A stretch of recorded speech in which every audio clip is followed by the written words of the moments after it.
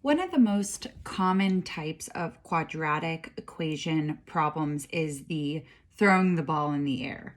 So we have this general format of an equation, and it's a quadratic equation, and it's going to show me the change in height of a ball that was thrown or another object in relation to time. So I'm going to go into all the parts that we can take apart in a normal quadratic equation and what that means in context. So this problem says, Steve threw a ball into the air. The height of the ball, t seconds after it was thrown into the air, is modeled by the function h of t equals negative 16t squared plus 40t plus 144. So there's a lot that I can get from this problem. The problem I'm taking it from is specifically asking for the time the ball hits the ground, but there's so much more I can be asked in a question like this. I can be asked what the maximum height is, the time of maximum height, what the maximum height is, the time the ball hits the ground, what the domain in relation to the context is, what the range is, where it's increasing, where it's decreasing, and where it's positive and negative. I also could be asked what the starting height is, which is just the same as our y-intercept, which is the easiest one because we can just look at our general equation. So we're just going to start walking through these, and per usual, I'm going to use a bunch of different colors for each thing.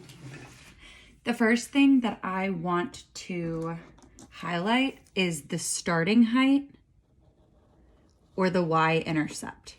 So I know that the y-axis, so my up and down, my h of t is height, and that my x-axis is time in seconds. Because we know that our independent variable is always time, and the height of the ball is dependent on the time in seconds. So I know my y-intercept, or my starting height, so the height when time is 0 is 144. And I know that just because I know the general form of a quadratic equation is ax squared plus bx plus c. It's our standard form, where c is our y-intercept. So what I'm going to do is on my y-axis, I'm going to find 144, and I'm going to put a dot. So I know my y-intercept is 0, 144, which just means that my starting height is 144. This question doesn't specify the units of height. I'm just going to use feet so we can be a little bit more precise with when we're just talking about the concept of time versus height. So we did that first one. We didn't have to do any math. We just had to know about the equation. Now I'm looking at this, and it says time of maximum height and what the maximum height is. I know by looking at this equation that A is negative 16. So if A, I'm going to switch colors, is negative 16, I'm going to write it down here. So we know we have h of t equals negative 16t squared plus 40t plus 144. I can figure out the general shape of my graph by looking at A. So A is negative 16, which means that A is less than 0, which means that my graph, my parabola, is going to open down. Since it opens down, we know that the vertex, the top point where the graph curves, is going to be a maximum.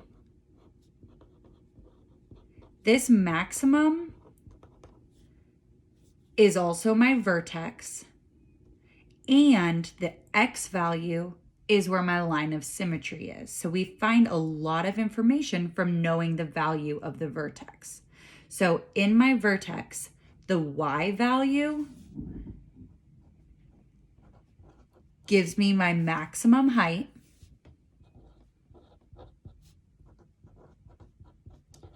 and the X value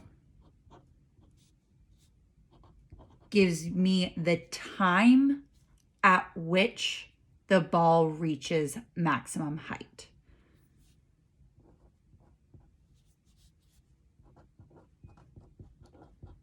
So let's look into that really quickly. So we know that our formula for finding the vertex is, so I'm going to scoot down a little bit. So we know the formula for finding the X value of our vertex is X equals negative B over 2A.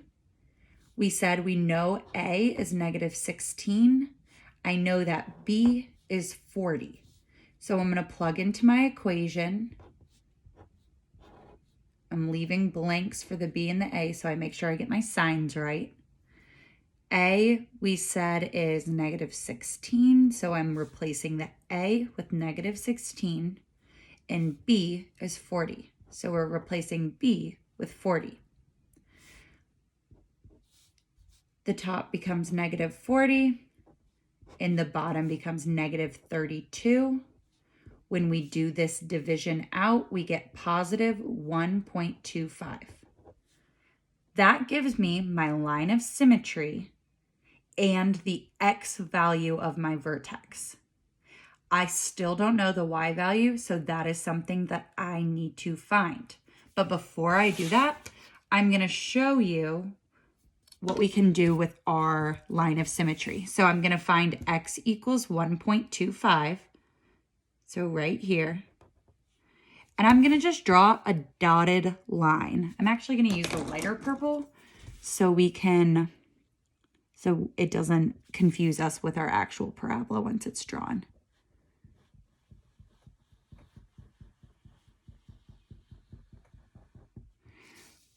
So this dotted line, like we said, is called our axis of symmetry. What happens on one side of this line is going to be a mirror image of the other.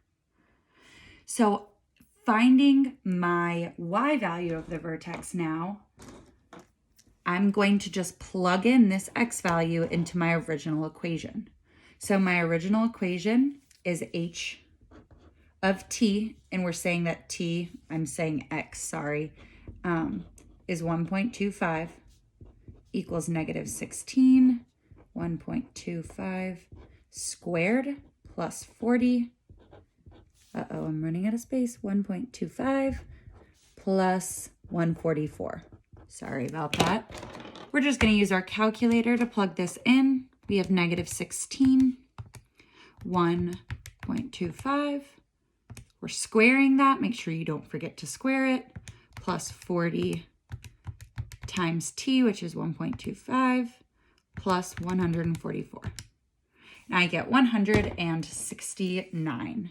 So I know that the height, when our time is 1 minute and 15 seconds, or 1.25 minutes.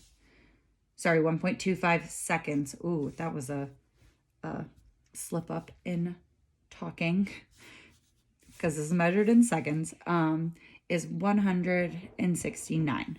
So now I know that my vertex is at 1.25, 169. So I'm going to go all the way up to 169.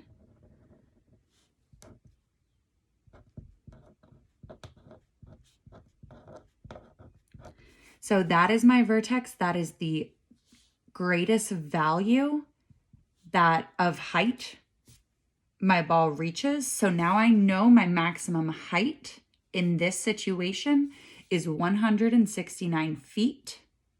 So I'm going to just write that right here. And that height is reached in 1.25 seconds. I'm going to say 1.25 seconds. Sorry. There we go. So we've found the maximum height in the maximum, in the time at which the maximum height was reached. Now we're thinking about, okay, what time does the ball hit the ground? So I know my curve is going to be shaped.